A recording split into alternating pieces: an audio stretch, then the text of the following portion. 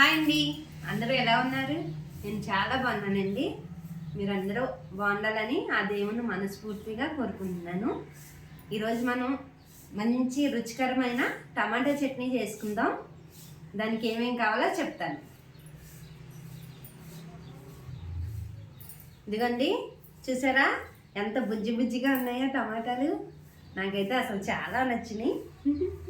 ఇదిగోండి, వీటితో మంచి రుచికరమైన టమాటా చట్నీ చేసుకుందాం. టిఫిన్లోకైనా రైస్లోకైనా సూపర్ అదిరిపోతుంది.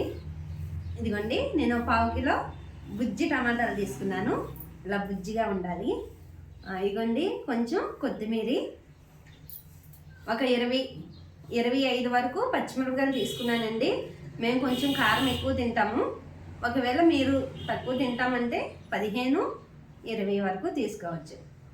ఇదిగోండి, ఒక 3 స్పూన్లు వేరుశనగ గుళ్ళు, అవి వేసుకుంటే కొంచెం టేస్ట్ వస్తుంది, బాగుంటుంది. ఇదిగోండి, 2 ఎల్లుల్లిపాయ రేకలు. ఇదిగోండి, 1 స్పూను జీలకర్ర, తగినంత ఉప్పు,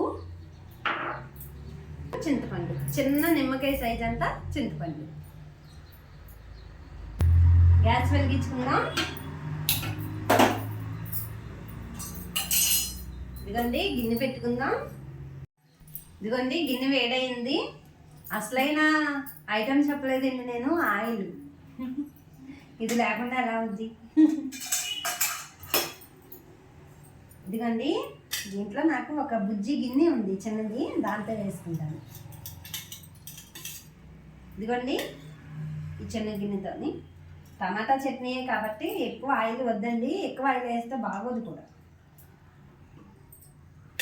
చాలు, ఒక గిన్నె వేసుకున్నాను. ఉంటుంది కదా చిన్నది, రసం గరిటె ఉంటుంది కదండి, దాంతో వేసుకోండి. ఇదిగోండి, ఇది వేడయ్యాక ఫస్ట్ వేరుశనగకాయ గుళ్ళు వేసేసుకుందాం.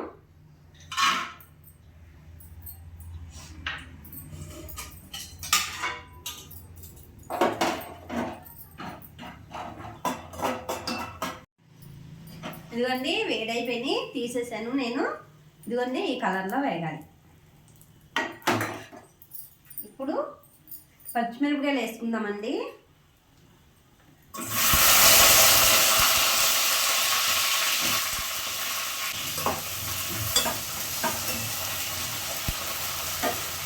పచ్చిమిరపకాయలు వేసినప్పుడు కొంచెం జాగ్రత్తగా వేసుకోండి. చేతి మీదకి ఆయిల్ అది చిమ్మకుండా తీసుకొని వేసుకోండి. ఇదిగోండి, పచ్చిమిరపకాయలు వేగిపోయినాయి, తీసేసుకుందాం. ఇదిగోండి, ఇలా వేగాలి. ఇలా వేగితే పచ్చడి చట్నీ అయితే పచ్చివాసన రాదు, చాలా బాగుంటుంది కూడా.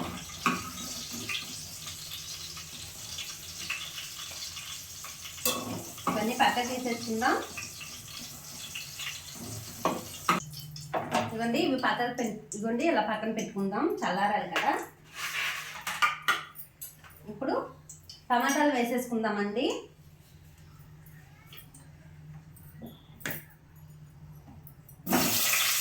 ఇలా కాయలాగానే వేసేస్తున్నాను, చిన్ని కాబట్టి. టమాటాలు, కొత్తిమీర, చింతపండు మొత్తం అన్నీ కలిపి వేసేస్తున్నాను నేనైతే.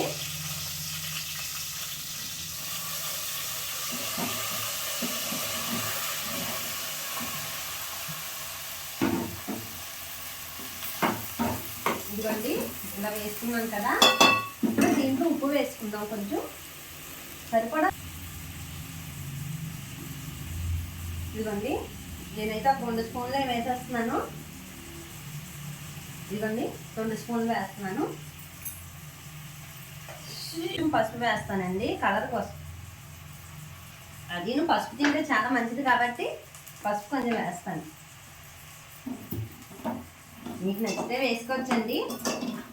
ఇప్పుడు మూత పెట్టేసుకుందాం, అవి మగ్గుతాయి,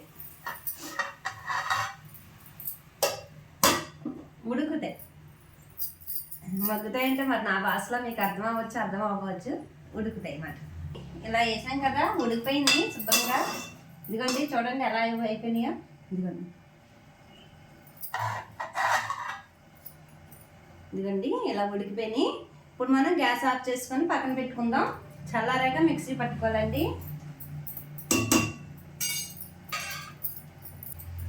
ఇదిగోండి, చూసారా ఎంత బాగున్నాయో.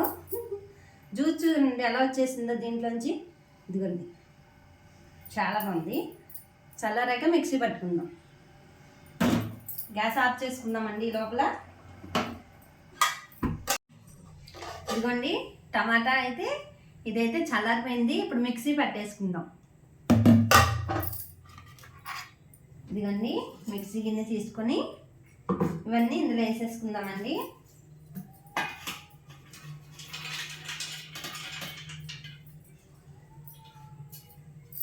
ఉప్పు టమాటాలు వేస్తాం కాబట్టి అవసరం లేదు. వెల్లుల్లిపాయలు వేసేసుకొని జీలకర్ర ఒక స్పూన్ వేసుకోవాలి.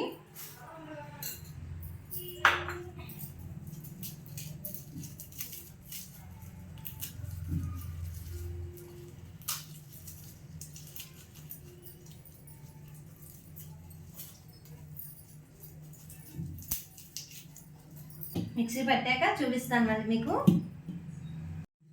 ఇదిగోండి, చట్నీ అయితే మిక్సీ పట్టేసుకున్నాము. ఇదిగోండి ఇలా ఉండాలి. ఇదిగోండి ఇలా ఉండాలి. మరి మెత్తగా పేస్ట్లా అయినా బాగోదు, ఇలా ఉండాలి. చూసారా, రోట్లో రుబ్బుకుంటే ఇంకా బాగుంటుందండి. నేను మిక్సీలో చేసాను. ఇదిగోండి, దీంట్లోకి ఫైనల్గా కట్ చేసి పెట్టుకున్న ఒక ఉల్లిపాయ ముక్కలు ఇలాగా వేసుకోవాలి. కొంచెం కొత్తిమీర.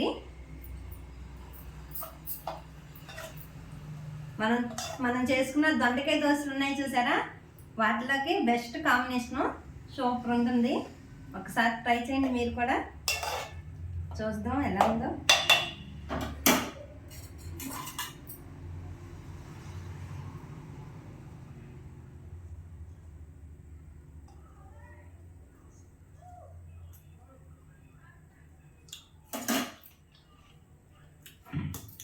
మాటలో చెప్పలేనంత అమృతంగా ఉందండి. చాలా బాగుంది.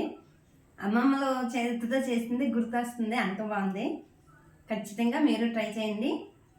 ఈ వీడియో కనుక నచ్చితే లైక్ చేయండి, షేర్ చేయండి, సబ్స్క్రైబ్ చేయండి. ఉంటాయండి మరి. బాయ్.